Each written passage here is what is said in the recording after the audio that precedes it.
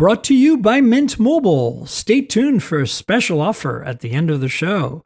Hi, and welcome to the Mobile Tech Podcast. I'm your host, Miriam Jouar, and today is Thursday, January 2nd, 2025. Happy New Year, everyone.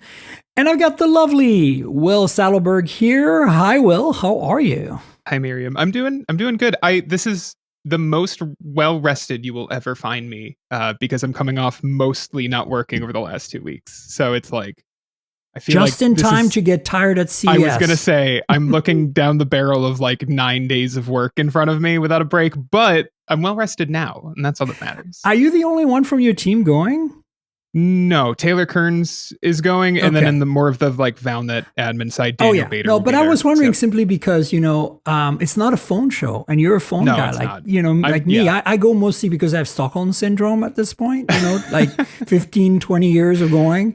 Do I need to be there? Probably not. Like I could, there's some car stuff that's interesting. I think it's mostly more like opportunistic for me, Yeah. It's like I don't know. There is, I agree with you. It's like not, it's for both of us really. And we're going to talk about CES predictions. And that was like my big note was that it's like the stuff that I will be most excited about throughout 2025 will not be at the show because it's not a mobile show. Exactly. We'll see a couple things. TCL is always there.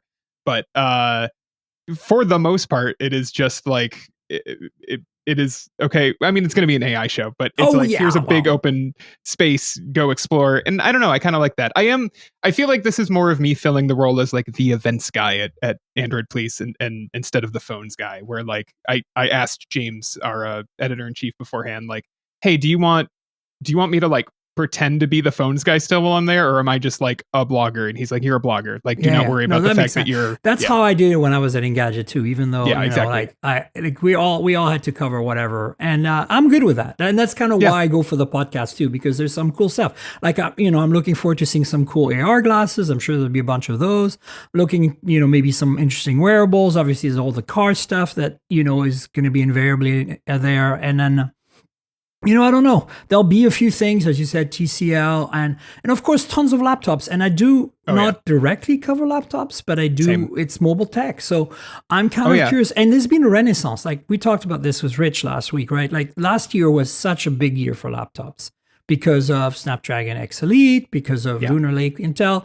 And I'm excited to see what comes up. And I'm mostly, Lenovo at every trade show comes up with some crazy, like the rumors of this rollable. Like every year they do something crazy. Every show, IFA, same thing, and then there's like Computex, of course.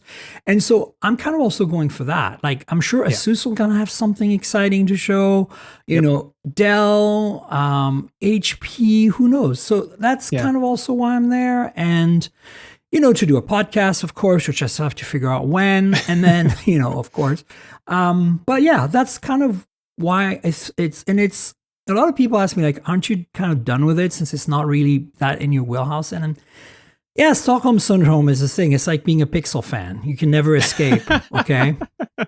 Like, we should talk about that because I have been feeling that way. No. But I think like for me, CS is also kind of like I love the desert, even though I'm not a big fan of Vegas per se. It's like crisp, cold air. It's like I have so many strong memories of my early days as a tech journalist. Like the first trade show I ever did was CS, and it was with Engadget. Like I had never done any kind of event. And they took me with them to CES. Nuts. And I tell you, that was baptism by fire. Like that was like, holy crap balls. I was not ready for that. And so the next thing is I learned so much there. And I think because I have all these fond memories of it, and because it's kind of like everything mixes up and mashes together year after year, it all kind of comes back, and I feel so energized when I'm there. I don't sleep enough, I don't eat well, I walk a ton, which is really good, like lots of walking, but I don't think it's healthy per se, but it's kind of exhilarating. And I try to explain this to people. And that's what I mean by Stockholm syndrome. It's probably not good for me, but at the same time, as long as I still have enough health to do it, I'm going to try. And because I love tech, and there's always something that makes me go like, I'm glad I came. There it is. That's the thing. I don't know, like a lot of people that listen to the show, maybe you do know this as well. Well, is I used to work at Burning Man, right? Like not anymore, but I used to have a job there, and I went for like a decade and a half, almost 20 years. And it's the same thing. It's like every year is different, but every year is the same, right? And it's like you kind of go because it's a lot of work, and you have to clean up afterwards, and it's it's sometimes really rough, but there's some kind of like community around it, and some wowing thing that happens that makes you go like, oh yeah, that's why I came. All this hard work, all this BS I had to deal with was for this, and that's kind of how I feel about CS.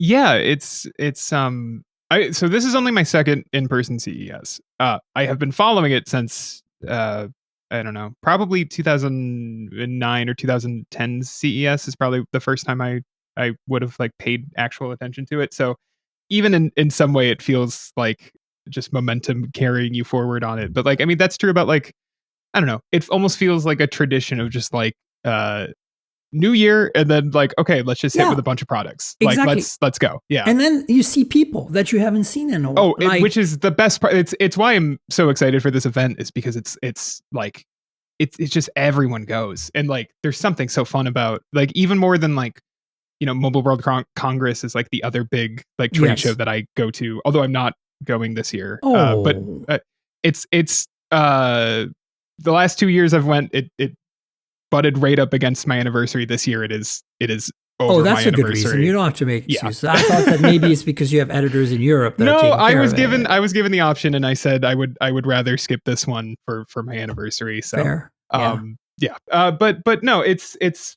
even more than that, and probably because that one requires going to a completely crossing an ocean for most of us. It's something about CES where it's just like everybody is there, like you wake up and you're like excited to do your job, even if you only got like 3 hours of sleep, which happened to me last year, where there's just something, I don't know, it's like invigorating.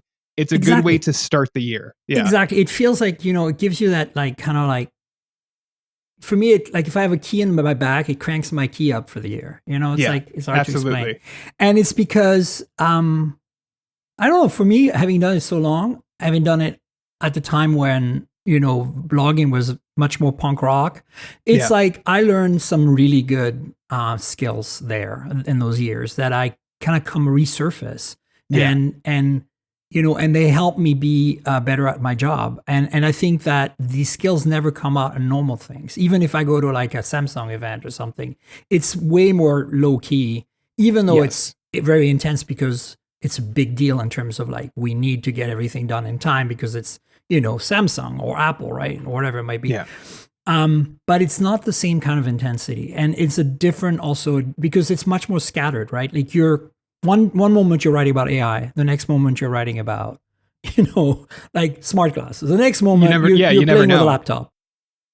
Yeah. Well, and that's kind of and this is, I spent it's Thursday, January 2nd. I'm back in the office, and by the office I mean the room in my house that I work in.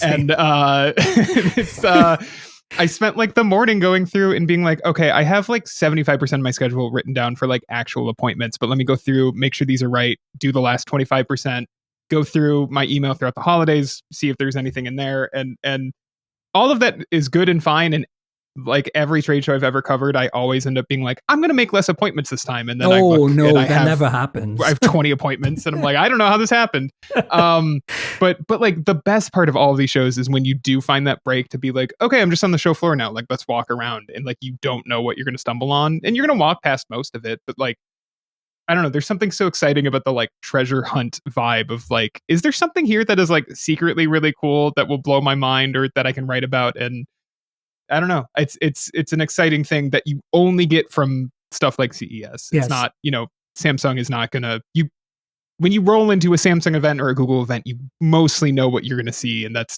not true for you like mostly know what you're going to be creating content wise out of it. Yeah. Whereas this, it might be one moment you might be doing social media stuff because it's not important enough to write a story. One moment you might be making a video because you're like, oh my God, this guy's got to go in our summary video, like YouTube. And then one moment you're writing something, it's like, you just never know what you're going to do. I mean, you have an idea day to day. And also the other thing, a lot of people, since we're talking about secrets of CES, another thing that people don't understand is that, yes, on meetings, I try to obviously not cancel. And if I do, I cancel them in advance. But I have a lot of things in my calendar that are basically in the calendar, but will never happen. Like that's the other thing people don't understand. It's like you have so many conflicts and you stuff yourself with stuff in your calendar, pardon the pun. And then you just go like, okay, you in the morning, like, or the night before, you look at it and you're like, this is not happening. This is not happening.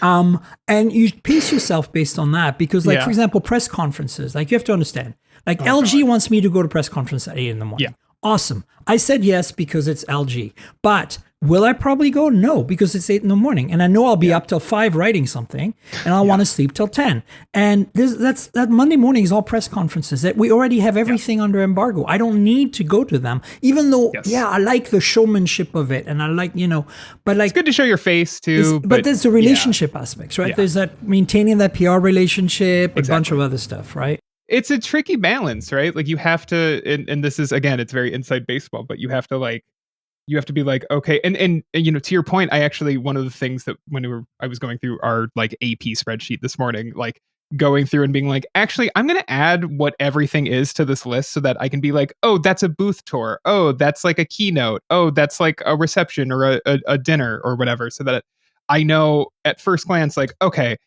if for some reason I miss like Samsung's AI keynote, I'm RSVP'd for it, but it's not like the end of the world. There will be like 500 people there or whatever. Like, it's versus a one-on-one meeting where it's like, I made an appointment with you for one-on-one. I'm not going to miss this interview. Don't miss you know those. what I mean? Exactly. But like, for example, press conferences, I said yes, and I might not go. But if I do end up, waking up at 7:30, I'll go to the 8 o'clock. You're there. The LG keynote. Absolutely. And the other thing is also, I'll send them a thank you. I'm sorry I couldn't make it. Yeah. And that still maintains a relationship. The other thing to keep in mind for those of you out there who are budding, content creators is that you have, we don't party that much. A lot of people think we go there and it's party time. Like in the evening, there's dinners and cocktail hours and things, but they're all overlapping. And some of them with commitment. Like I have a sponsor and I have to go to my sponsor stuff, because that's how it works. And so I can't skip those. That means that I have to say no to some other things. Like I had to say no to Verizon. They have a dinner and I want to go and I'm bummed that I can't go. And the point is that, we don't party that much. Trust me. Most of it is spent maybe a couple of drinks with all of our colleagues because that's the only moment that day that we've actually been able to interact as media, because half the time we see each other in passing in hallways and we literally wave at each other and we do not have time to stop and chit chat. Like that's how crazy busy CES is. So, I think a lot of people don't know that. And I think they think we go there and it's party time. Now, maybe it's different for content creators and, TikTokers. I don't know. Right. But I know that even our YouTube friends are super busy. Right. Oh yeah. It's one of those things where you like, something like Mobile World Congress is mostly in like the show floor. It's at the convention center in Barcelona. And you're kind of, once you're there, you can kind of be locked in there for the most part. That's not true with CES. It's not just the Las Vegas Convention Center. It's the entire strip. You are going to be bouncing between hotels. And also it's not a walkable city. So you have to like factor in traffic and calling an Uber or a taxi and so it is the travel time can be sometimes mess with you. Sometimes you have to arrive late at things because you got caught in traffic. You didn't know, And the other thing that happens is also, as you pointed out, it's like I spend more time generally at the Palazzo and Venetian than anywhere else at CS. I'm actually not on the show floor very much. I'm on the show floor usually for me, I always leave on the 9th or what the equivalent of the 9th, the Thursday. Yes. Because after that, it kind of peters off for me. It does, but the Wednesday is really my convention center day where I go mostly in the West Hall for the car stuff, to be honest with you guys. I don't really go, like, yes, I'll swing by the LG and Samsung booth because they're always spectacular, especially LG. But I don't, like, the show floor is really not where I spend time. Venetian and Palazzo has the smaller companies, which are generally more interesting, to be honest with you. So also they're generally closer to whatever hotel I'm staying at. So, that changes because like this year we're staying in 2 hotels. Part of it is funded by the Mobile Tech Podcast, a couple of nights. Yeah. And then our sponsor takes over and then we're in a different place. So that's the other thing, it's exciting. Here's the things I'm looking forward to the most. Some of those laptops, especially that Lenovo rollable that's strongly rumored now. And because Lenovo does crazy stuff, and then Asus is going to have something, I'm sure. I don't know what, but Dell HP I'm less excited about, but I think generally Asus and Lenovo are the ones that are promising some great stuff. Now, of course, if you're into TVs and AV gear, like we're gonna have Hisense and Sony and LG and Samsung, and they're there, and I don't focus on that stuff, but oh my God, appliances, oh my God, TVs and AV equipment. It's incredible. If you're into that stuff, CES is the place to go every year. Like, it's incredible. Yeah, I think LG already showed like a bendable OLED monitor maybe or something like that. I heard about that. Yeah. Like a gaming monitor for I think it was like so. 45 inches or something of bendable OLED craziness. Stuff like that. And then, you get the gaming laptops, you're going to have MSI and all these other guys there too. And then, then there's all the car stuff, as I mentioned, like, it's a bit less cars this year. Some of the companies are not there at all, which is a bit weird this year, but BMW is going to be there always. We're going to see Volkswagen there. And I think Kia's there as well. So those are the 3 big ones that I know for sure. I'm going to go check out Aptera. I don't know if you know who that is. Aptera has been developing for a decade now, a 3-wheeled electric vehicle that's solar power, not solar powered, but it can charge partially through solar. So that's kind of cool because they finally have production vehicles. So I got to see this. So I got to see that because I'm looking at this now. This looks cool.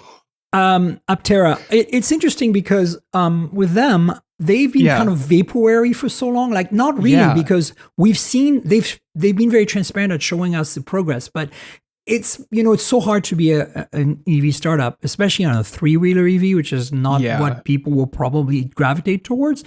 But and I don't think they'll succeed. But at the same time, some of the tech they're developing eventually is going to end up somewhere else if they don't succeed. And so I want to check that out. Other interesting things is I'm sure we're going to have some kind of like whatever, flying cars, essentially drones for passengers that are automated, a bunch of those that are probably not going to be FAA approved and not going to be able to fly. But I mean, there's always some of that. There's always John Deere, who shows like some crazy agricultural stuff. Oshkosh is there this year for the first time. They make mostly they're best known for their military trucks and vehicles, but they also do like garbage trucks and fire trucks. And so like they're going electric. So I'm actually going to check them out because I want to see, like, imagine your entire city, all those commercial vehicles running around that are heavy and loud, like the garbage truck that just interrupted me 5 seconds ago. Yes. Imagine that being electric and all of a sudden your city's quiet and no more pollution from these diesel vehicles. It's a big deal. And so, there's going to be stuff like that in the transportation side that I'm really excited to check out. And then, of course, PepCom, Showstoppers, Unveiled is where we get to hang out a little more outside of the dinners and cocktail hours in the evenings. And we get to see some really cool stuff. Like you can't see all of it. I generally keep a list and I don't try to hit everything. I just go like, this is on my list. I want to see it. And then I stop by and check it out, do some social media mostly. But it's a great opportunity to hang out with PR people. It's a great opportunity to see some cool, like wacky little products, best wackiness of CS kind of thing. And then sometimes you have some really, really solid stuff too. Like that's why I figure I see most of my smart glasses this year. Which is like top of my list, or maybe not top, but certainly one of the things I'm looking for is just like how those are progressing along, because I feel like we're going to finally start seeing some I'm not trying to sound like I'm dissing metas or whatever, but like some really cool stuff I think is coming in the world of smart glasses that I mean, X-Rail is going to be here. Exactly. And they're going to be definitely showing some good stuff. They just launched a new pair of glasses. I'm sure we'll see it there. Maybe they'll have a surprise for us. Another company to watch out for every year is Razer. They always have some crazy concept gaming rig, right? Sometimes like we've had laptops where the trackpad was a smartphone, like back in the days, remember? Oh yeah. Cool. So this is another thing, like never miss the Razer booth is my concepts in general. Like one of my favorite parts of like these trade shows in general is that you can find like there's always like I went there last year and I'm going back this year, but like Samsung Display, which is like a separate company from Samsung, always has a huge booth with like every display prototype they have that they're working on, and like it's worth just going to check those out just because they're cool. Like they're, even if they don't make it to like market, they have like cool ideas and what they could put screens in, right? It's not LG just does like the bendables, same with their Innotech group, right? Exactly. They also do camera modules. I've been nerding out on camera modules there for years.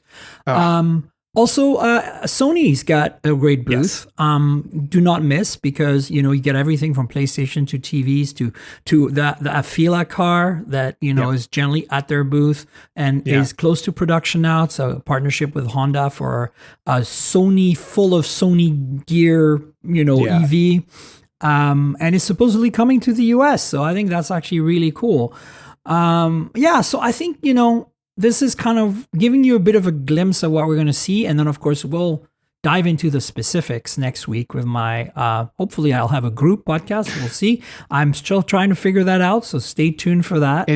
That is the problem with trying to schedule at CES. It's just like, you're not just working on your own schedule. You're working on everybody's schedule, and everybody's schedule is different. So. I mean, the way I'm going to, you're in our chat group, you'll see it. The way I'm going to spin it is it's my birthday on the 8th and I've got some empty slots. There we go. And even if we have to do it late in the evening, let's do something. That's kind of how I'm going to pitch it. There you go. So let's see how it goes. I always have a couple of people at least who hang on, and we do something fun. Oh yeah. But yeah, look, CS is coming. Stay tuned. It's going to be fun. Watch the socials for both of us and Android Police. Definitely. Watch. I'm going to try to do a YouTube summary video because we have our vehicle sponsor this year, because we're driving from San Francisco to Vegas, is Rivian. Gotcha. And so they lent us a truck, an SUV. And so what's cool, I've driven them before. It's not new for me. But what's exciting here is that I always go to chill out in Palm Springs after the CES because I need to relax. So it's like, it's my birthday. I can't celebrate at CES. I'm too busy. So Theo and I go to Palm Springs and we chill out there. And there's Joshua Tree right next door, and Joshua Tree now has a Rivian Outpost, which is a charging center with like a lounge and stuff. So we want to go check that out, and we want to camp in the Rivian for a night because it has a camp mode, and you can fold the seats flat and have like an inflatable air mattress that fills all the gaps. And the camp mode stuff on EVs and the Rivian stuff, like that's like the stuff of my childhood dreams of like, what if your tent was just also your car? Like, so that's what we want to check out. And so we're going to try to do a video around that. And it's not going to be necessarily about CS, but more about like the gear we took with us. So I love that kind of stuff though. I feel like it doesn't do well, or it doesn't always perform right. I know one of my favorite Michael Fisher videos, I'm genuinely just referencing him, is I guess maybe a year and a half ago now. The bicycle one? The bicycle video. Yeah, I don't understand why people didn't like that video. It was one of the best. One of the best. It was so good. If you haven't watched that, go back and watch his biking video. He goes on a bike ride all the way to the end of Long Island there, and where he grew up, Montauk and stuff, and it's like quite the bike ride, A, and B, he's got all the gear and he shows you all the gear. He drops his Galaxy S Ultra, whatever, 22 at the time, I think. But it survives, and it's really kind of fascinating to watch. And so I'm trying to do something like that for the channel, but I love it. But like I have a projector. It's a battery powered projector. It's really a really nice one. It's a Yaeber, and it's in a box. I got it in August, and so I'm gonna take it with us. Oh yeah. I'm gonna project on a rock at like Joshua Tree from the Rivian because it's got power, obviously, and just stuff like that. Like it would be kind of fun to try stuff out. That's cool. Yes, it's work, but it's also chill because, before that we're a few days in Palm Springs at the pool kind of thing. But yeah, that's some of the stuff that you can expect to come from this and from, Android Police and from everyone else. And so stay tuned. It's going to be fun. Let's talk about some news and stuff. And then start with, you wrote a really cool article during the holidays about, the Pixel 9 Pro Fold. And I just published my review of this awesome Google Foldable. So do we both have Stockholm Syndrome around Pixels? I guess we do. A little bit, a little bit, because it's funny that like there's like two things where it's like, I really like the Pixel 9 series in general, all four phones, but especially the Pro, the smaller Pro, and the Pro Fold are the two that I reviewed and the two that I like the most. And it's so funny that like I will be using them and I'll be like, this is like obviously a great phone, and then I'll be like, oh, but there's like these 5 things that I really wish I could change about it. Like usually about the software. And then also like, oh god, this is kind of a hot take that I haven't even wrote about yet, but I'm like starting to get a little tired of like the current day look of Pixel photos. Yes, I agree. They're processing. Yeah. Whereas like I wrote my review of both of these and I was like, yeah, they're good photos. And then I like, after I published them, I like looked at them longer and I was like, but they could be better, I guess. Like I feel this like is the Stockholm syndrome I'm talking about. Like, yeah. I will still default to my Pixel for most photos because I know I'm guaranteed a good photo. Am I guaranteed a great photo though? Exactly. Not without tweaks. You have to go in and you have to be like... And I always do that. Oftentimes I run the photo editor on that. But at the same time, you know, I'm playing with a phone right now I can't talk about. I played with the Find X8 Pro recently. Yes. For quite a while. I also have the Realme, which are all kind of related, and the GT7 Pro. And I'm like, okay, look at that. They're doing something different, but it's... Yes. Is it as consistent? No. Is it as good? Well, it might be better in some ways, right? Like in some areas, I'm like, oh, I wish I had that on my Pixel. But then, you know, same with Leica and Xiaomi, right? I've got the 14 Ultra. Yeah. One of my favorite phones of last year. And I mentioned that when I did a podcast with Nick Ray 2 weeks ago, where we talked about our 5 top phones. So if you haven't listened to that, go check it out. But the point is that it's like, I can't make that my main phone, not because it's not a global phone, it is. It's just more like software is not that great for me. And then on top of that, it's like, as much as I like the Leica processing, it doesn't have that bulletproofness I get from the Pixel, right? Like it's great for experimenting, it's fun, but like I also need that other side of the coin, which is like, I'm about to shoot some product photos and I need them to be nailed. Yeah. I want to be able to maybe set the white balance, frame them, and not have to edit them after. That's the whole point. Like, and you're going to say, why don't you use a real camera? I could, and I used to for a long time. I did that. But I'm the mobile tech podcast. My whole premise from day one with the show and from day one as a blogger, because I started with mobile phones and mobile photography, was that I'm going to use mobile devices to capture as much content as possible. So I've been using camera phones for all my review photos of the devices you see on Hot Hardware, for example, are all shot with Pixel. And yeah, sometimes it's not, I edit them, I have to. Sometimes it doesn't get the white balance or exposure quite right. But overall, like it's much easier workflow to me than pulling out my Sony Alpha. And, the quality is going to be way better, but it's not way better enough for the web. That's how I feel a lot of times when I'm at stuff like CES, actually, where I'm like, look, I have a big Panasonic GH5 that I like shooting with. It does really good video. It does good enough photos. I like it. I have a very nice Sigma lens for it. It's a lot of gear, right? It's a lot of gear to carry around in a day where you're probably starting at 8 a.m. and you're probably not going to really finish until, maybe you drop your backpack off at the hotel room before you go to dinner. But like, even then you've had it for 12 hours on your back.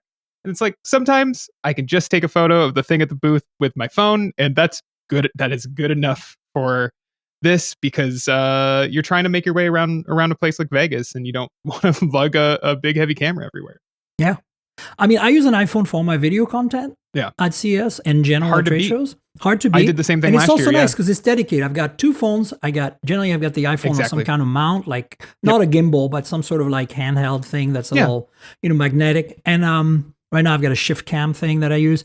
And then I have my Pixel, usually a Pixel for my product shots. And then I have whatever other phones I happen to be reviewing at the time or playing with at the time. And so, you're going to say that sounds complicated, but it's not that bad, because you can screw up if you pull out the iPhone to take the photos. It's going to be okay. And you can screw up if you pull out the Pixel to take video. It's still going to be somewhat okay. Yeah, but at the same time, I have lav mics that are paired to the iPhone that are pretty much on all day, so I can record on the spot and just get good audio. So I tend to be aware of which phone I'm using, and that's all I need, because the Pixel generally nails it. Like, you just maybe a little bit of photos, Google Photos editing afterwards.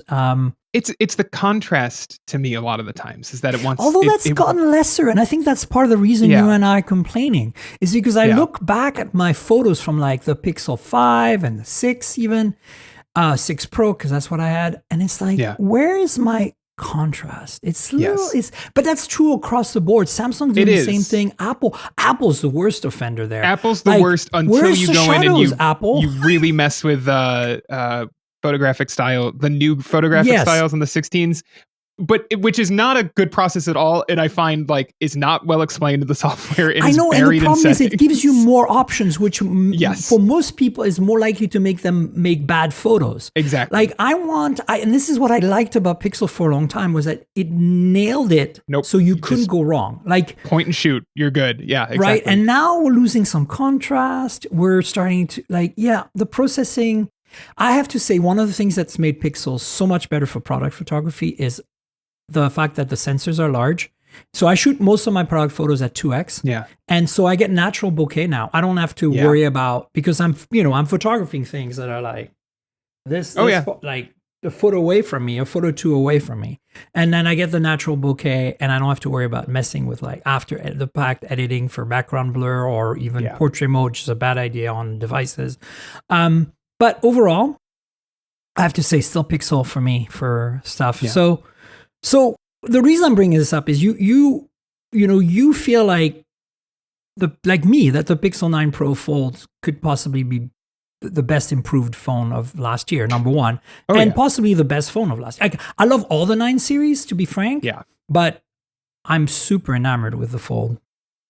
Yeah, it's funny. I basically wrote about that, like, they came in and I really did not like the first gen Pixel Fold. And so for me to be fully won over and have used the Pixel 9 Pro Fold like as a daily driver since my review process, not like exclusively, but like I didn't really touch the Pixel Fold after my review. I did a little bit, like at any time there was a big update or whatever, I would pull it out, but like I don't think I ever put my SIM card back in it. Once that review was done, I was like, I don't like this phone very much. I'm putting it in a bin, and I'll think about it when I need to think about it. And they just fixed a lot of the stuff that I didn't like about the first one. Look, let's face it. Like the first Pixel Fold, I liked it because it was a Pixel and the cameras were okay. Cameras were okay, but unique shape, and I liked the form factor was cool. But it was a freaking prototype. I took it to Korea for the Samsung event, summer 23. I was kind of like let's play with this for a few days because I finally have some time and I haven't had time.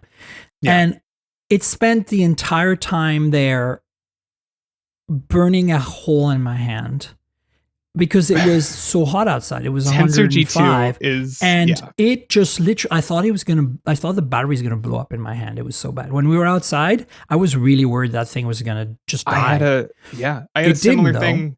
Yeah.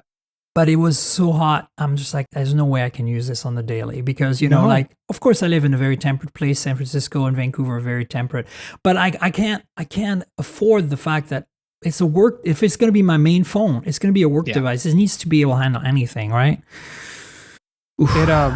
It was so funny. So like the Pixel 7 Pro was my first like big phone review. It wasn't my first phone review at AP, but it was my first big phone review. It was the first one after they made me phones editor. They gave me that title.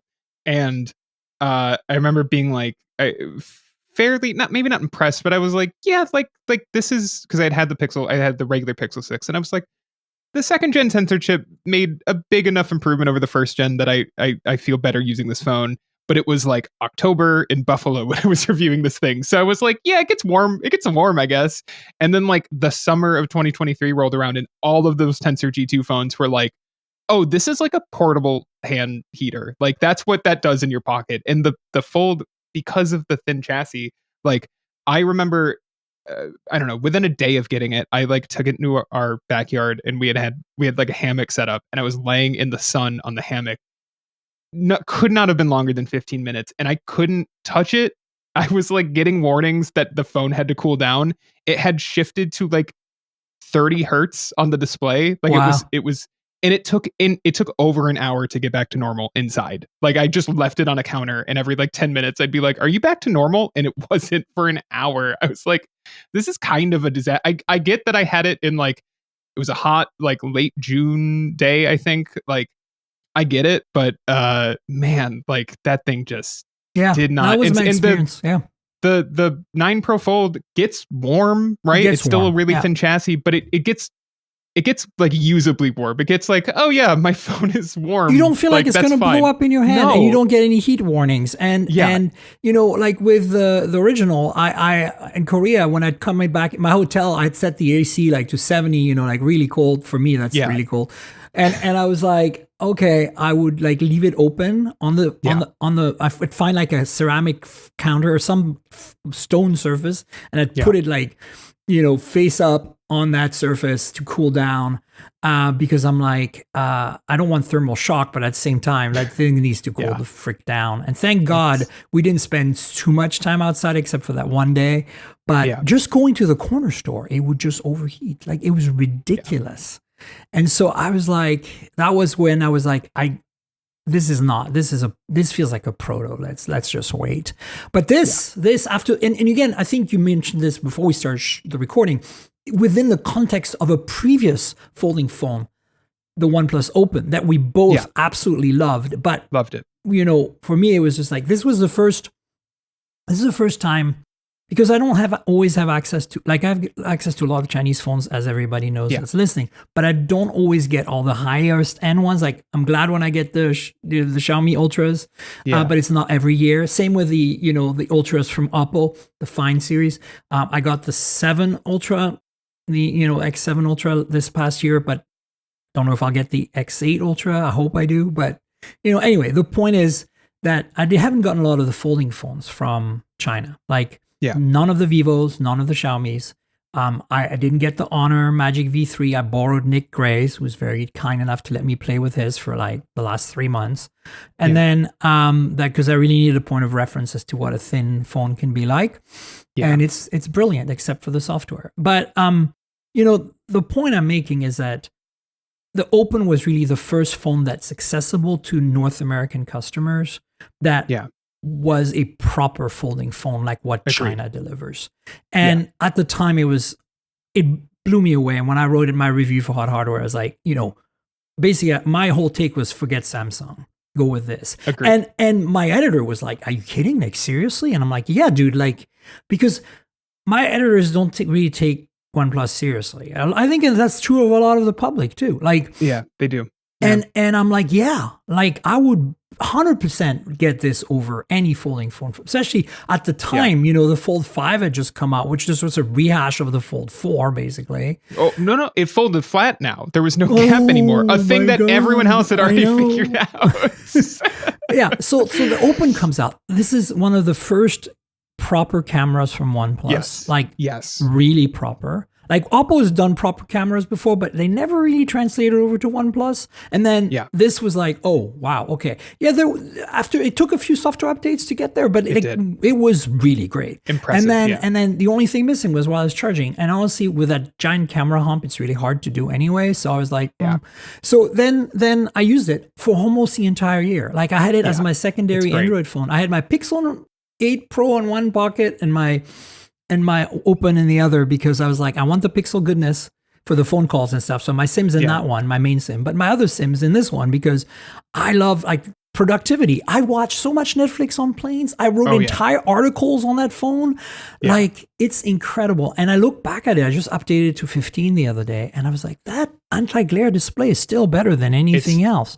It's killer. It's been closed for weeks now, and there's still no crease when I open it. Like, holy crap, they nailed it. So I can't wait to see what they do with Gen 2. But back to the Pixel, I feel like the Pixel 9 Pro Fold gives you like 90% of that hardware experience. Like, you don't get the display's a little glossier, but it's slightly thinner. It's a little wider and taller. But the point is, overall, it's also slightly heavier. But the point is, overall, you're very close to a OnePlus Open experience. You got the great cameras, even though the sensors aren't as big, mostly because of, you know, Google's image processing.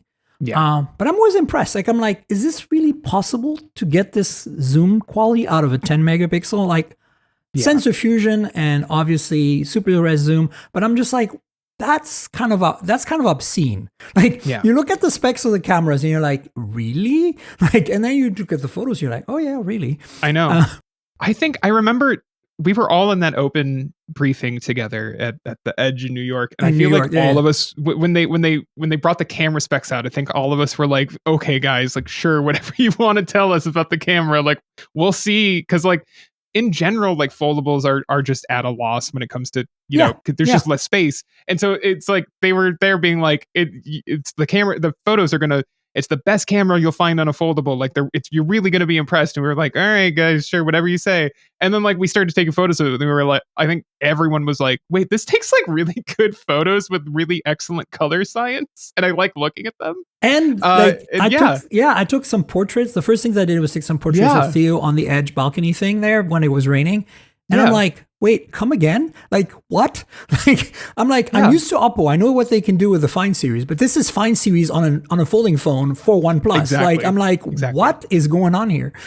And it's just really impressive. And I still think, this is one of my favorite phones. So this is, what I wrote. Like, I think the two hardest folding, well, not generally reviews, because I don't really write that many reviews for hot hardware. I just try to do maybe 5-6 a year at most, because I only hit the big phones and mostly the folding phones. So I wrote the hardest one to write was the Z Fold 6, because I kind of feel like it's a turd. Like, that's just me. Okay. Like I would say if someone came to me right now and they were like, today, right? So I'm not talking about a few months from now if we get a OnePlus Open 2 in March or something. Right. Just today. They came to me today and they were like, I want to buy a folding phone. Money's no object. What do I buy? I'd be like, well, you'll probably are like, most people will probably be best served by the Pixel 9 Pro Fold, just because like I think the software is like made for normal people and not so much like if you're a tech enthusiast, you might appreciate OnePlus and like Oxygen OS a little bit more, but like if you're just a normal person, I really think you'll like enjoy the Pixel software experience, and that hardware is as good as OnePlus's. But my next pick would be the OnePlus Open, and then I'd be like, are you in Samsung's ecosystem? Then maybe consider the Z Fold 6, but it would be like the third option, and it's not close. It would take me a while before I was like, well, you could consider the Samsung one, unless they were like, I have a Galaxy Watch 6 and Samsung earbuds and et cetera, Yeah. I feel like we should have gotten the special edition as the folding phone. I do not understand the strategy at all. I think they're like Apple. They're just sitting on their laurels, because I bought an iPhone 16 Pro to replace my 15 Pro Max. I don't generally buy an iPhone every year. It's just more I wanted to try this camera control, and then I like the smaller form because Theo often shoots with me doing stuff with the iPhone, and it's easier, lighter to carry a smaller phone. And battery is a little less, capacities, about the same anyway. So I bought the 16 Pro, but I'm just like, I feel cheated. I'm like, what's better about this than my 15 Pro Max from last year, other than the processor? First iPhone built for Apple Intelligence, is all of their ads please, will tell you. We care about that. Notice we didn't talk much about AI for the context of CS, because obviously there's a lot of that. But we don't care. We don't care. I'm still waiting. Care. Listen, but let me know when the killer app is there and all. I know, right? I have not found. I told. Oh, who did I tell? I told Nick at Android Central this when we were at. Well, I'm not going to say what briefing we're at recently, but we were all at a briefing last month, and I was talking to Nick at Android Central, and I was like, yeah, the thing that I have found the most, that I've gotten the most use of out of like either Gemini or ChatGPT in general, is that if I'm trying to think of a word when I'm writing, instead of Googling it, trying to think of the word I'm looking for, I just give ChatGPT the sentence, and I'm like, here's the word, here's the blank that I'm trying to fill. I'm trying to think of a word that means blank. What is it? And like 9 times out of 10, it'll think of the word. Yeah, absolutely. The 10th time, it'll take a second attempt and it'll come up with the word.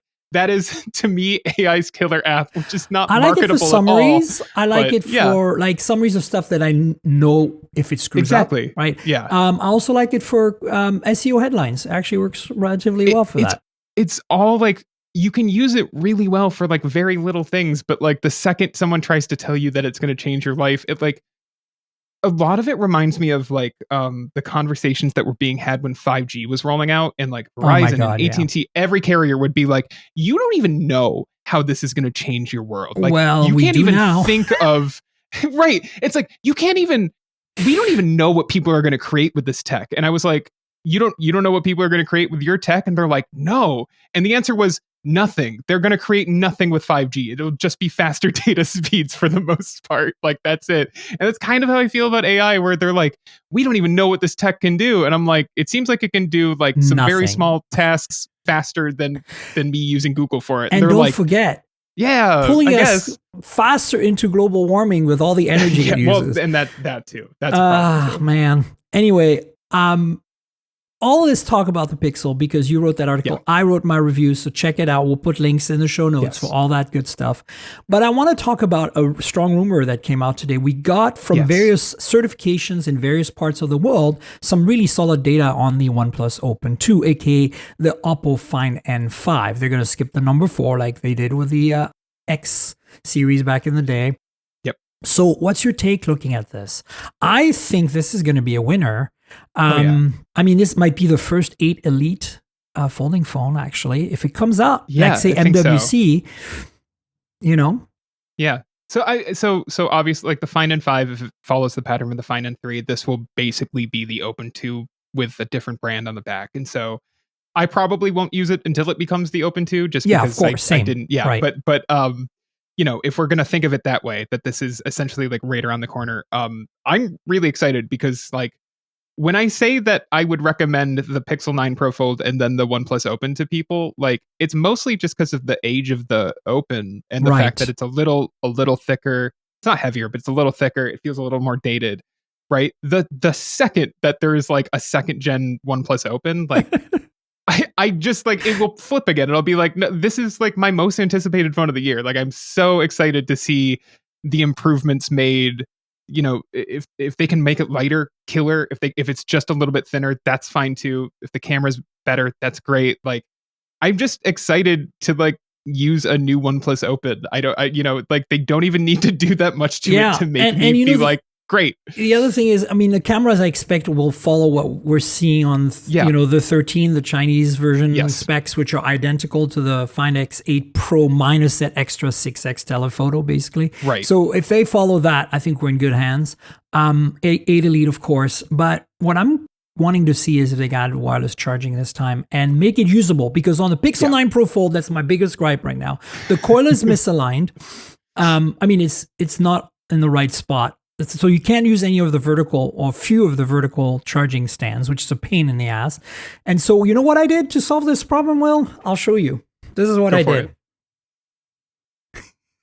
I put a magnetic MagSafe ring on my phone, and I'm using MagSafe chargers to wirelessly charge it because it's the only way it'll wireless charge. I can't get it to charge on my Pixel stand. I have the old one. I can't get it to charge on any of my OnePlus charger. Anything, it doesn't work. And so even the flat ones work, but you kind of really have to carefully center it on there. Like, why do you have wireless charging if it doesn't work? I have just like a basic like wireless charger stand on my desk, right? And it can, when I was reviewing the Pixel 9 Pro Fold, you can get it. So you had to basically hold it. You had to kind of hold it there and then slowly set it down. And if you did it just right, it would charge. But you had to be really gentle about it. And I can't imagine doing that like right before bed. Like, there's no way I would ever charge this phone like this before bed, because you'd be so tired that you're just going to end up like slapping it on and then it won't charge. You're going to wake up to a dead Pixel or whatever. Yeah, it's a problem that's going to kind of face all of these foldables, I think, as we get thinner, as the chassis gets thinner, the camera bump is going to stay thick. And because of that, a lot of these. So, you know, Qi 2 being built in would be kind of essential. We've seen the Chinese OnePlus 13 at the very least doesn't have Qi 2, but has it in. Well, so does Oppo. Oppo has the accessories. Exactly. Yeah, exactly. Yeah, which is an improvement. Like I like seeing first parties. You know, I still would rather have it in there, but Me too. Slow steps, I guess. Like, it's better than nothing. Let's see what happens at CS with wireless WPC Power Consortium. Yeah, that's it. Yeah, wireless power consortium. So anyway, so let's see what happens with that. That's one of the exciting bits of leakage we got this week. Another one is that the OnePlus 13R, which is supposed to be pretty much a copy of the Ace 5, has a telephoto instead of that 2 megapixel sticker cam that is on the specs of the Ace 5. So what do you think of that rumor? I think it might work out, because I wouldn't, first of all, for who posted this, pretty reliable leaker. But more importantly, I feel like they need to step it up. They can't just have a better processor and call it a day, right? From last year, right? Last year's cameras were, but they aren't great. So maybe my biggest problem with the 12R was the camera performance. A phone I generally liked for $500, like the 12R. It's great. Because of when Samsung happened, it was like those companies were so overlapped last year that I didn't review the OnePlus 12. I did the 12R, and it was a great phone except for the camera. But like for $500, it felt like a flagship in pretty much every other way, and like could last like 2 days easily on a charge, and could handle anything you would throw at it with the 8 Gen 2, which is still a good processor. It's why I would still recommend the OnePlus Open today. Yep. Yeah. And so if this has a better camera on it and is still reasonably priced, it will probably be another like mid-range winner. Like OnePlus is kind of killing it right now. They are, right? I mean, I'm. It was a bit disappointing we didn't get that Open, and the only other phone they launched last year was the Nord 4, and then the Nord Cs as well. But then we didn't get an N series Nord for North America. Quiet. It was very strange. But we got watches. We got the Pad 2, which I think is pretty awesome too. Yeah. The watches are great. I'm actually wearing the OnePlus Watch 2R for those of you watching on Patreon right now. The reason for that is because I was like, I haven't used it in a while. I've used the 2, but not the 2R. So let's just strap it on, and then I'll change watches for CS, go back to the Pixel Watch or something. But the thing is, we'll see what happens. I have a feeling that this OnePlus 13R for the first time will not be exactly the same as the Ace, which is interesting because in the past it's always been the case. The 11R we never got, but India and the rest of the world got, was essentially the Ace 2. Then the Ace 3 last year was the 12R, like exactly identical. So it'll be interesting to see and that's what I love about, Xiaomi in general, but also BBK Group in this case, that the part spinning ability. Like we're like, let's just grab this camera module instead and just put it in there. And then, it's like Lego. And in a way that's makes for a proliferation on Xiaomi side of identical phones, Poco and Redmi. But at the same time, it makes it possible. So you said this market really is bitching about the 2 megapixel sticker cam. Yeah. Let's change that. And I like that because we all hate 2 megapixel sticker cams because they're useless. They're nothing. Yeah. They're nothing. It is just there to look like an additional. The GSM Arena article that you sent me last night, even calls it a decorative 2 megapixel macro sensor. It's not there for anything. I coined the word sticker cam for that reason because it might as well be a sticker. It's completely useless. That. And then we have rumors, speaking of watches, of Watch 3 and Watch 3 Pro. So not 3R, but 3 Pro. So maybe they're going higher end. Maybe they're going to, pursue the Ultra watches from Apple and Samsung. Be interesting. But there's basically a rumor here of a bunch of new watches from OnePlus, which eventually will become Apple watches as well. These are actually leaks, not rumors. So because basically they were able to take apart the app, the O Health app that OnePlus uses for its smartwatches, and find references to these new watches. So this is pretty much confirmed at this point. We just don't know what they look like. We don't know, but we know some of the specs. For example, ECG readings and atrial fibrillation are two of the new features alongside wrist temperature tracking. So I feel like OnePlus nailed it with these 2 watches last year, finally. Yeah. And if they want to increment every year on that, I'm happy with it. Yeah. And as long as it doesn't look exactly like an Apple Watch Pro, I'll be. Samsung. Hello, Samsung. I've got the Ultra, and man, every time I wear that thing, people are like, hey, Ultra. Yeah, your Apple Watch looks different. I'm like, it's not an Apple Watch. It's not. Nope. But it kind of is. It's a squircle, but not a. It's a different kind of squircle. Oh boy. So stay tuned for that. We're just basically rapid firing through some news right now. But speaking of Poco and Redmi, we've been talking about this for 2 or 3 weeks in a row. The Poco X7 series we've already established that the X7 base model is pretty much a direct replica of the Redmi Note 14 series. Yeah. With the same specs, just repackaged as a Poco. This is not unusual. But the X7 Pro has been the wild card, the one we don't know anything about. We've only found out last week in a leak that it had a Dimensity 8400 because MediaTek launched the Dimensity 8400. So, of course, Xiaomi had to rah-rah about that because they want to be first, which is totally fair. I love myself some Xiaomi, so I'm not complaining here. I'm just saying that we got a little more today, though. This week we got pricing, and this is a teaser from the company. We got pricing, we got confirmation of the Dimensity, we got the battery size on the Pro, which will be 6550. How do you feel about this proliferation of batteries? I'm totally into it. Do it. It's so odd. It felt like we've been at 5,000 milliamps is the cap for it feels like almost a decade now. And then all of a sudden everyone's like, oh, here's a 6,000 milliamp hour battery. Here's 6,500. I know. Go nuts. This is 3 days. Phone stuff a year ago, basically. Yeah, it's great. and without really increasing the size or the weight of most of these phones, it's, even looking through this article, it's the global model, I guess, is capped at 6,000. That's still great. That's still an insane amount of battery life. I'm happy to see it. And 90-watt charging. Killer. So this should be cool. I'm not gonna lie, it's no surprise. You guys know I've had the X7 in my possession, and I've got the X7 Pro as well. But I need to take them out of the box and hopefully take them to CES with me. I can't talk about them, but I've peeked and they're pretty. That's all I can say. So yeah, stay tuned. I've been a big fan of Poco forever, and generally Xiaomi. I think that the Redmi Note series. I have the 14 Pro Plus here, which is it came out in November, I think, globally. That one is always one of my favorites, the Note series Pro, the numbered series, because you get 80% of a flagship experience for half the price. It's that good. It's crazy. They come out they have OIS on the cameras. They have 200 megapixel, 108 megapixel sensors. They have the same color science and the high end stuff that you see on their flagships. They have really high end OLED displays on them. Big batteries. You don't get wireless charging, but you might get a plastic chassis, but you're still getting Xiaomi's essence. And a very great experience in the Xiaomi experience, at least, if you like HyperOS. I'm not the biggest fan, but I don't hate it.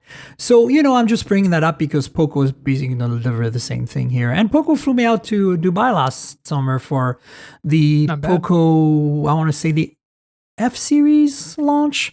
And that was really cool because they also launched a Poco Pad, which I reviewed for Geekspin. And that Poco Pad gives the base iPad a run for its money if you can live with Android on a tablet.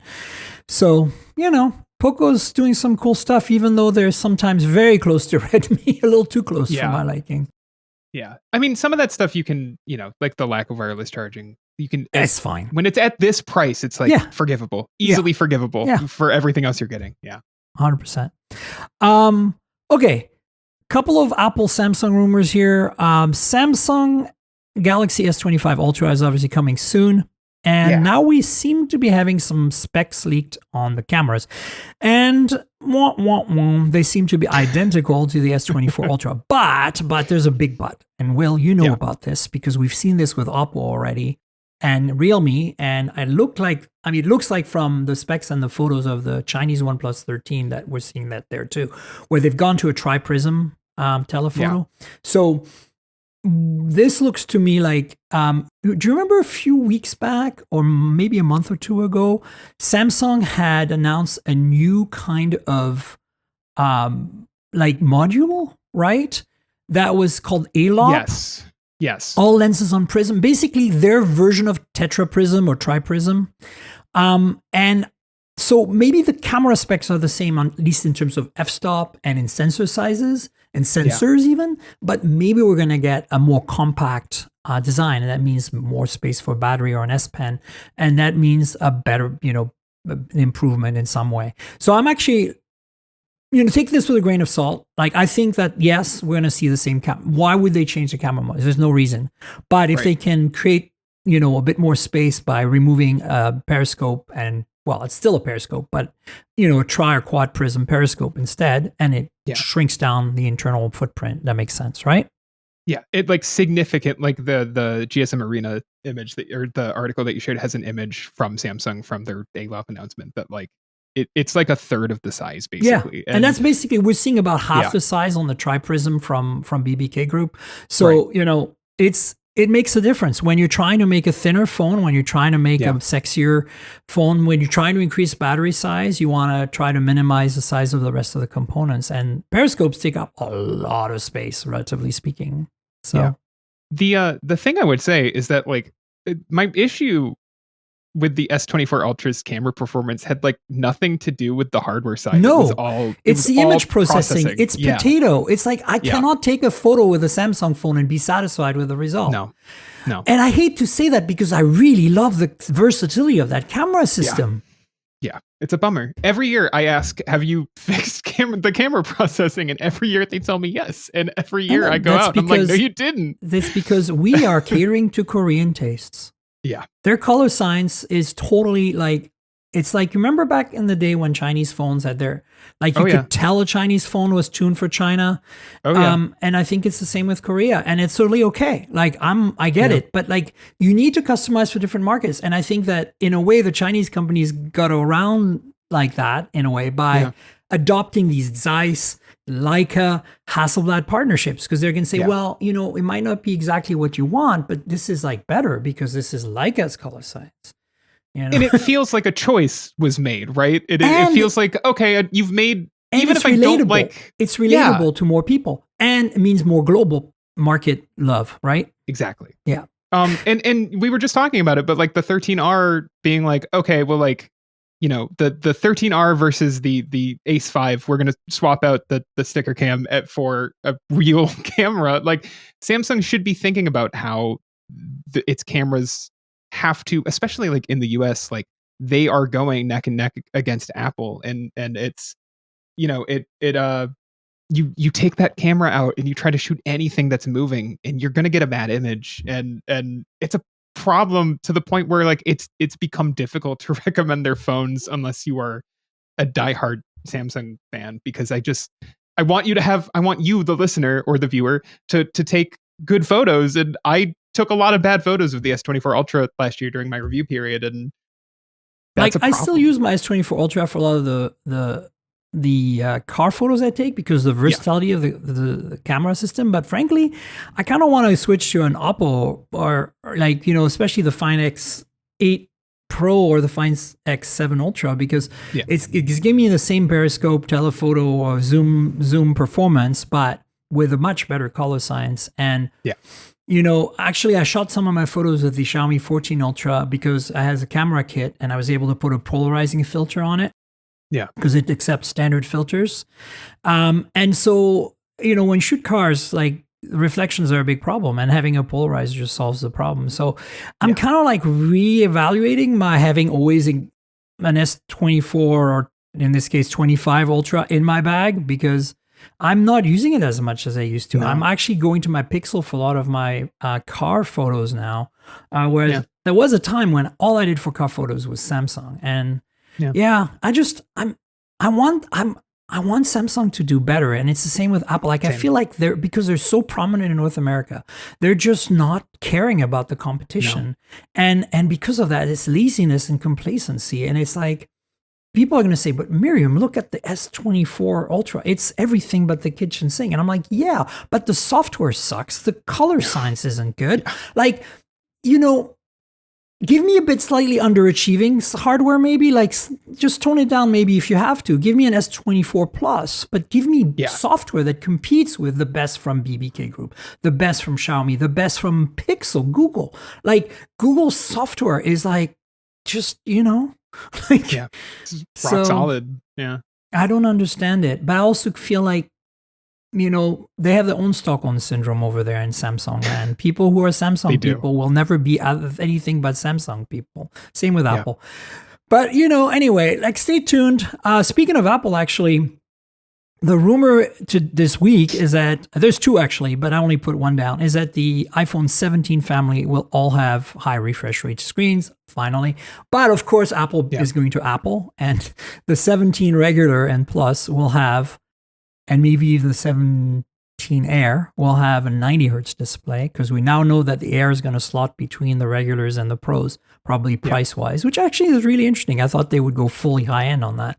But then the Pros will have the ProMotion 120 hertz. Will they call it ProMotion at 90 hertz, or like come up with a new name? Who knows? Air Motion. It's right there. Oh my God, Will, you need to go work at Apple. Put me in. I bet they pay well. Oh, I'm sure they do, but then you have to deal with Apple all the time. So, you're right. Yeah, I quit. That's the biggest problem. You know, as somebody who's been doing this a long time, I've been offered jobs at various companies, some big, and it's really hard for me to be like, do I want to only work and use X device? The pivot to the world of PR or something is it's one thing when you do agency, then you can, do different products, but like exactly. Do I want to cheerlead for one? Yeah, when you have to drink the Kool-Aid, and then if they make a wrong decision company wide, you're stuck with it because you're like, now I have to pitch this crap. Yep. It's a tough one. Yeah. There are better companies than others. Like if you're given the choice, I'd rather PR for Google or OnePlus than Apple or Samsung, for example. But yeah, it's interesting.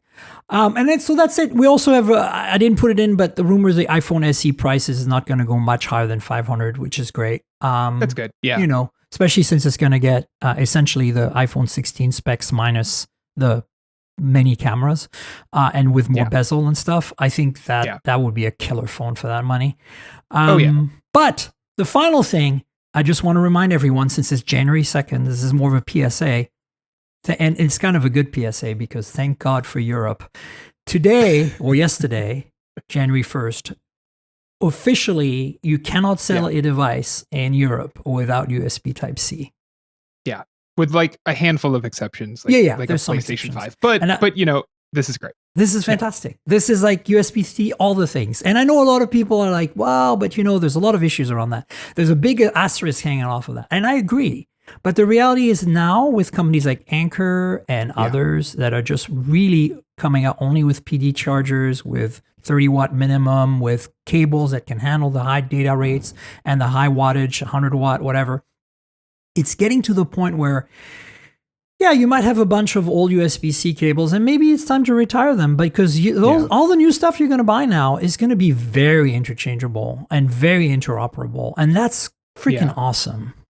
I have not had like, I can think of like two products in my house that are charged with USB-C that can be kind of weird about what cable or what charger brick you're using, and otherwise, like at this point, I can basically just plug anything into anything and it'll power up. I have one of those hand massagers, the ones you put on your back. That's USB-C. I have what else do I have?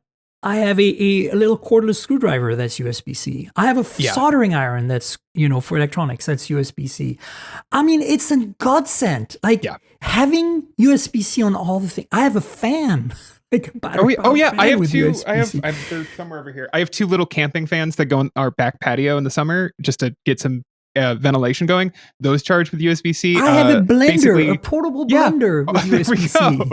Like I'm just saying, like it's not just cat toys. It's not just mobile tech, okay? Like it's mobile it's everything. Toys too. Like, it's huge though because you think of it, it's like, oh great, I can my laptop and my phone and my Nintendo Switch or whatever will all charge with USB-C. It's like you're not thinking big enough. Like the things in your life that you don't think of as rechargeable, like those are all USB-C now, and so it's great because it's like, oh, I need to power up. Like genuinely, we bought like our cats a couple toys last month, and like they all used to be micro USB, and now they're all USB-C. It's fantastic that like these like $15 cat toys on Amazon are like that have like motors or whatever in them are USB-C. Do you know, by the way, for those of you who are a little more electronic savvy and can fiddle with electronics a bit, that you can buy these little boards on Amazon that are basically take in any voltage up to like 20 volts or something. And then can output, you can set them with dip switches to output, whatever level of PD you want. Oh, that's cool. And so you can do things like have an old laptop, right, that requires whatever voltage, whatever. Well, you can have it input USB-C PD, like say 100 watt and output 20 volt. You can set it to 20 volt, 2 amps or whatever that laptop needs. Cut the cord off the old charger, connect it to that, and now you have a USB-C compatible. Perfect. Like that's where we're gotten to. So I feel like that's why I put it in here. We need to celebrate this. And I know a lot of you Apple people are just like, yeah, but I just got my iPhone and now I have to change all my cables. Get with it. You already have a Mac and an iPad that has USB-C. What are you complaining about? It's so great that like, other than, I think my dad is on an older iPhone, but like otherwise, like every time I buy my parents something, it's great to be like, and you can just charge it with your MacBook charger. It's like, I don't have to like tell them anymore of like, you have to remember to have this cable. It's like, no, everything that you have now, except for like this phone that is due for an update anyway, is just you can use that one cable and not think about it ever again. It's great. Every time normobs is what I call them, normal mobile users. Every time normobs see my Anker Nano 30 watt charger on an airplane or something, they're like, oh my, I'm like, yes, buy one. It's $19. Yeah. You can do it. This is the charger that will do it all. And they're like, how is that possible? And then they show me their like 1 amp, 5 volt, they have an 5 watt, like USB-A charger. Came in the box and they're charging their 6. Lightning iPhone 12 or 14 with it. And I'm like, you're a fool. Like, just buy this thing and buy a lightning cable and you'll charge twice as fast. Yeah. Anyhow, we should wrap up. Will, do you want to tell folks where they can find you on the internet, whatever social media handles you're using these days? Yeah. And tell them about Android Police and stuff. Yeah, you can find me at Android Police. That's probably the easiest place to find me. I feel like social media has just been torn to shreds with how much it's fragmentation, I suppose, there is at this point. I am on Threads. I don't post on it very often, but you can follow me there. I'm still on Twitter, which is terrible, but you can follow me there if you want. I am on Blue Sky. I don't post a lot there either. I think it's all Will_Sattelberg on those social apps. Follow me on Letterboxd, I guess. I watch movies sometimes. Oh, cool. That's a much more fun social network than any of the other three. Right on. Movies. Read all my stuff at Android Police. Follow the Android Police podcast I do with Daniel Bader if you don't already. We go off topic a lot more than I think some people like, but some people love that about it. So you might enjoy that we end up on strange tangents about the movie Heat and stuff like that. So it's a fun show, and we'll have Daniel and I are going to do an in-person podcast at CES, so that'll be a lot of fun. Oh, cool! I'm looking forward to seeing that. That's going to be great. Yeah, the energy we did one at Made by Google for the Pixel 9, and like the energy when we're in the room together is a lot of fun. So definitely check out the next episode, which I guess will be in a week as you're listening to this. 100%. Yeah. I've had Dan on the show a few times too. It's really great to see you guys podcast at Android Police. I dig it. Folks, you know where to find me on the internet. I'm at Tankerl. That's TNKGRL on all the socials. That's like the comic book character Tanker. I'll just drop all the vowels. And that's my handle on everything. I'm primarily on Threads and on Blue Sky and Instagram, of course, because Threads. I'm still on that horrible other one, but mostly because I've got a few leftover fans. If you're not switching over yet, please do, it's a good idea. And so, follow me there, and that you can chat with me and Will on Threads about this podcast. Definitely. If you have questions, comments. And then the podcast itself is at mobiletechpodcast.com. It's on all the major platforms, Spotify, Google, Apple, etc. Please subscribe if it's your first time here, and tell your friends and tell them to subscribe. If your app lets you rate or review the show, please consider doing that. Also, there's a YouTube channel, youtube.com/mobiletechpodcast. There's some videos there like hands-ons and unboxings and stuff, so check that out. You know how YouTube works. Like, subscribe, tell your friends, click the bell, all that good stuff. And then, of course, if you want to help me, and because, this is kind of like a thing I do, this podcast. It doesn't magically happen. I need your support. There's a Patreon. I would appreciate if you consider helping me out. One of the perks you get from Patreon is you get a video version of the podcast, and you get it a day in advance. So sometimes it's also a little longer because we go over time, or sometimes there's some funny bloopers in there. So consider joining Patreon and helping me out. $5 a month will buy you every show, every week. In advance on video. And then there's other tiers if you want to spend less or more. So consider helping me out with Patreon. Patreon.com/TNKGRL is like my social media handle. So patreon.com/tankgirl. And I want to thank our sponsor, Mint Mobile. So as you know, I'm constantly reviewing multiple phones, and while that's fun, it also means I'm constantly spending a lot of money for wireless service on multiple SIMs. That's where Mint Mobile comes in, and that's who I'm partnering with for today's podcast. If you also want to save money on your wireless service, switch to Mint Mobile.